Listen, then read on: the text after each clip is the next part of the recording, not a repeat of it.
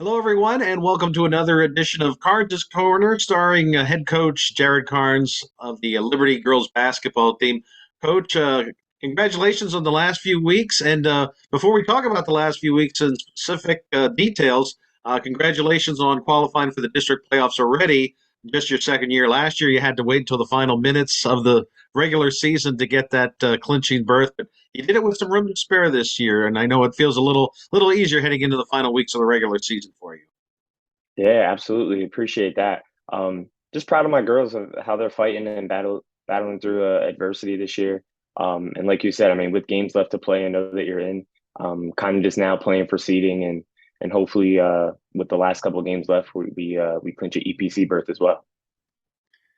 Yeah, what was the reaction of the girls? I mean, you had some great accomplishments last year, your first time as the head coach, qualifying for district for the first time in several years, and that was a great accomplishment. So, how did the young ladies on your team feel about qualifying this early? And then, what kind of advantages do you have? Do you get to maybe play around? I know you're still looking at leagues and so forth, and jockeying for position, but is there anything you might do differently now that you have clinched that spot already locked in heading into the final 2+ weeks?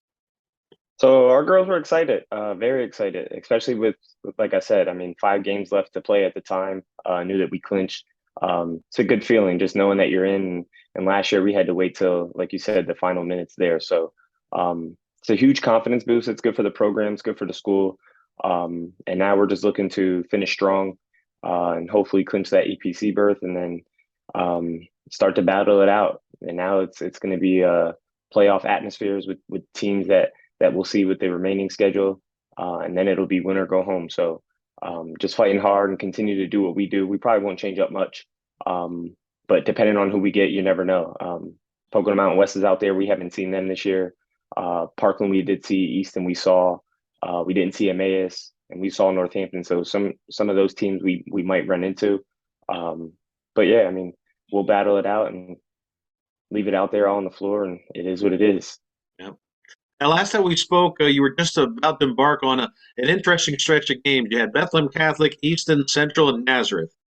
Four teams right up there with yourself, among the best in the area. Congratulations, a big win in particular against Becca.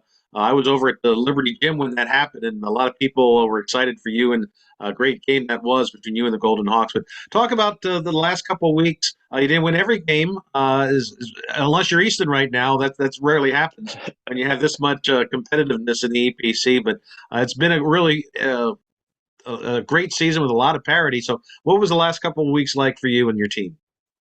So the Becca game was huge, huge for us, huge for the girls. Confidence boost to them. I know it's been a while. I don't think any of the girls that I have in the program right now have beaten Becca, at least varsity wise. So it was huge. I mean, first time beating them in 8 years, and earlier in the season we did that with Nazareth. So just collecting those big wins gives you, I mean, a mindset of you can go out there and compete with the best of the best. There's a lot of good teams this year. There's about 7 teams with at least double-digit wins already, and there's 4 games left for us, but a couple other teams have 5, 6, 7 left. So, like I said, just a huge confidence boost. That's what the girls need. They need to know that they can go out there, believe in themselves, and anything can happen. There's about 2 minutes left in the third quarter of that Beckett game, and they went on a run. They were actually up 10 points. Had to call a timeout. And I just told the girls, I mean, there's a lot of basketball left to play. Basketball is a game of runs. Momentum is huge. We just got to get rebounds, play defense, and anything can happen. And ended up going into overtime. And in their small gym, it gets rowdy, and they have a following.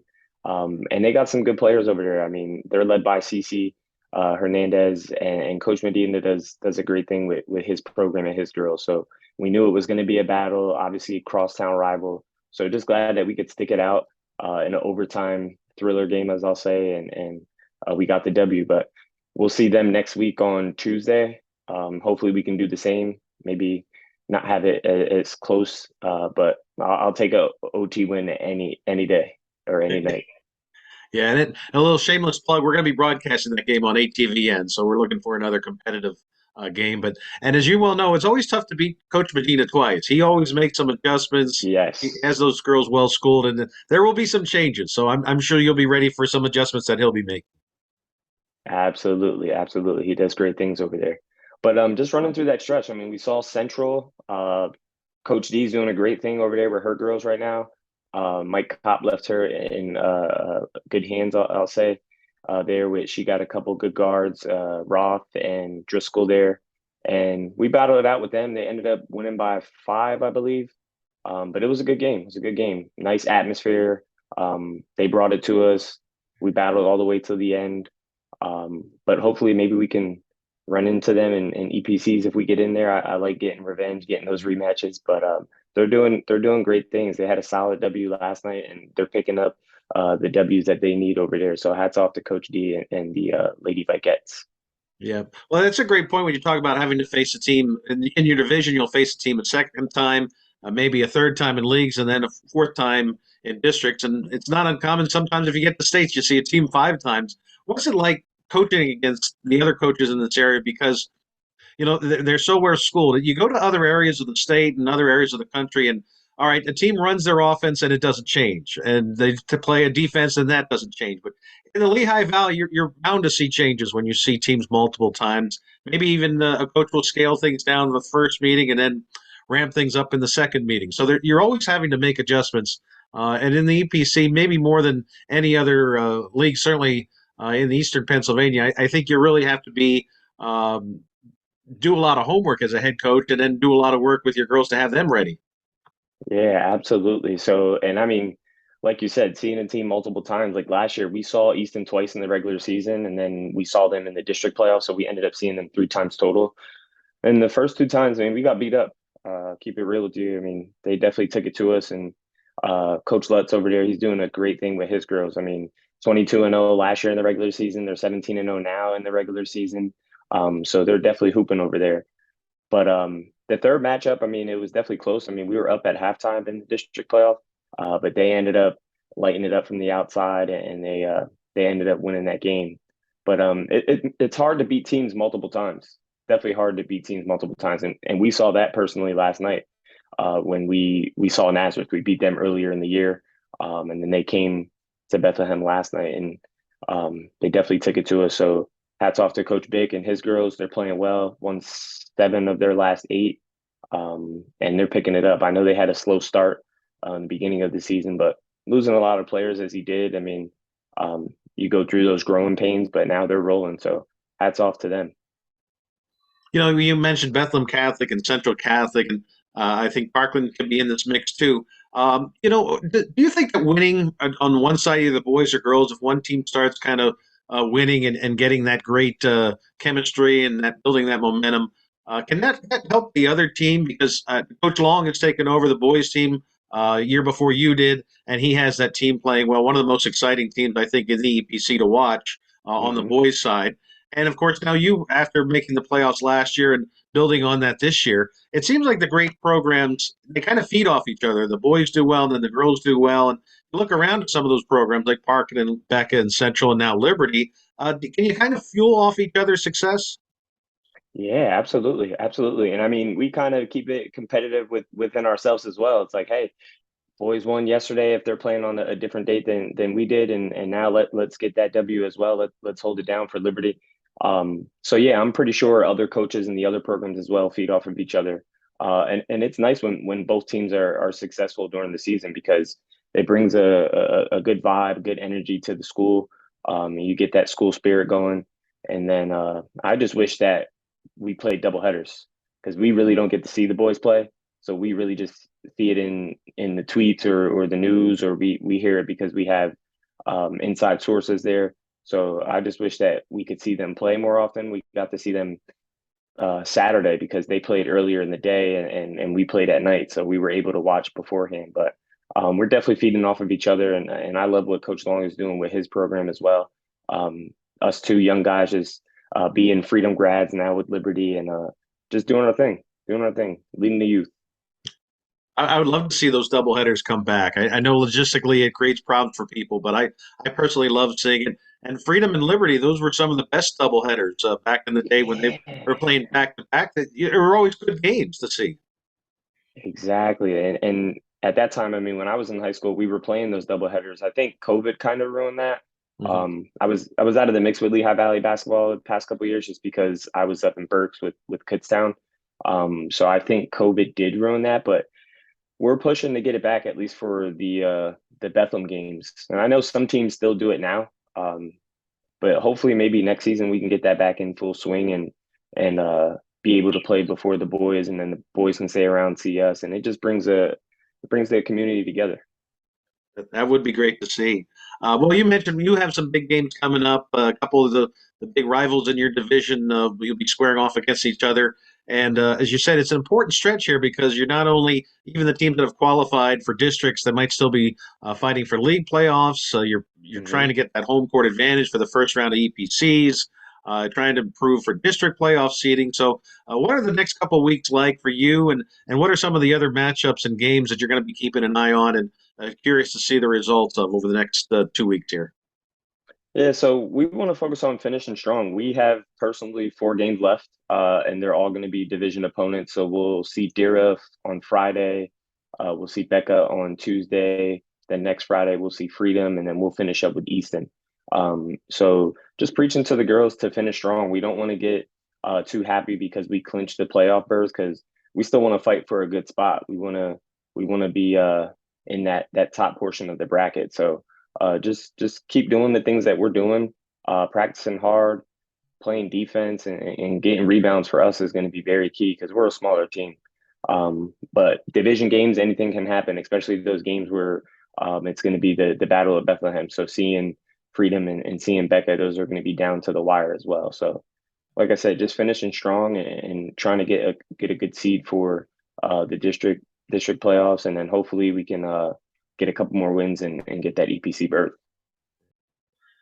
All right, Coach, before we let you go, maybe you could just talk about the updated standings and where teams are in terms of the league and district playoffs. And also, you may want to run down for people what the playoff format is as far as qualifying and the different rounds and so forth for leagues and districts, because it not only changes EPC and Colonial League are a little bit different from each other, but the Hmm. district changed as well because at the 6A level, we used to have 13 teams, and now there's only 10. So that affects the number of qualifiers that come in. And I know in 4A, I think they have 11 teams, so they're one shy of the 12. So they're still stuck with the 6 qualifiers unless you're 500 or above. But maybe you can kind of take us through where we're at in terms of the league and district playoffs and what you have to do to qualify and how many teams we're getting in.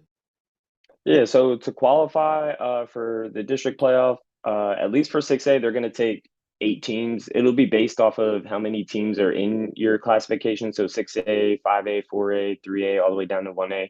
They're a little bit different because not everybody has 12 teams or 10 teams, and maybe they fall short.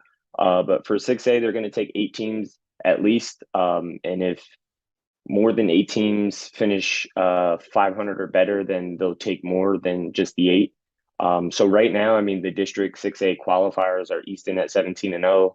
You got Pocono Mountain West at 15-1, Parkland at 12-5, and then the Liberty Hurricanes at 11-7. Couple teams that are right there close to qualifying, and they have some games left. Nazareth, they're sitting at 10-7 with 5 games left. Emmaus is 10-8. They got 4 games left, and Northampton is 10-8 as well, and they got 4 games left. So they're right on the edge of clinching with 4 games, 5 games left. I'm sure they'll grab one of those and get in. But Stroudsburg and Dariff, I mean, they're close to it. I mean, they're both sitting at 6 wins, and they have seven games left for Stroudsburg, 6 games left for Dariff. So they can definitely make it happen. One of those teams is going to get in because they're taking 8 teams at least. As far as EPCs go, definitely Easton clinch because they're undefeated right now. But they're going to take 8 teams, the top 8 teams that are 500 or better. So right now it's going to be a battle for the finish. I mean, the lower portion, you got Becca at 9-3, Nazareth at 8-4, Liberty at 7-5, Emmaus at 7-5, Northampton at 6-6, and then Stroudsburg and Whitehall at 5-7. So those teams have games left to play. You play 16 games in the conference. So anything can happen from now until the end of the season. So that bottom portion of the bracket will really come down to the next 2 weeks in the season. And as Easton full knows, well, what happened last year, you can't take anything for granted. So Right, they're gonna be right, remembering that. I know Coach Litch is probably going to be hammering that point home throughout the next couple weeks too. So should be a fun couple exactly. weeks. Exactly. Yeah. So just looking at the district playoffs right now, the standings, you got Easton is one, Pocono Mountain West two, Parkland three, Nazareth is four, Liberty at five, Emmaus is six, Northampton seven, and Stroudsburg at eight right now. But that can change just based on you get a rating in the district as well. So based on, I mean, the team's winning percentage that you're playing, and if it's a division game, league game, so all those things factor into what your rating will be. So, um, shouts out to Parkland, Pocono Mountain West, Easton, and my girls for clinching already. That's huge for all of us. Easton playing well, Pocono Mountain West. I mean, Coach Campos is doing a great thing up there, and they got a great player in Davis. Um, Parkland, Coach Olson doing a great thing with his program and his girls as well. They got uh, Figgins and Zarinkis, I think her last name is, and they're playing well. So down the stretch, it's going to be a battle for sure. And once you get to the playoffs, all the records mean anything. You want to get home court advantage so you feel a little bit better. But at the end of the day, if you're in, you're in. Yeah. Well, Coach, we really appreciate your time again. Best of luck on the next few weeks, and hopefully next time we chat right after the EPC championship, we can talk about some gold maybe in your future. So, not to put Yeah, tags on yeah, you, but I know that's your goal. So, I hope we have a great couple weeks coming up. We'll talk about playing at the PPL and so forth, and we'll catch up with your next video blog right after the playoffs. Then. yeah, absolutely. Thank you for having me. Appreciate it. All right, thanks, Coach Carnes, for another edition of Coach Carnes' Corner.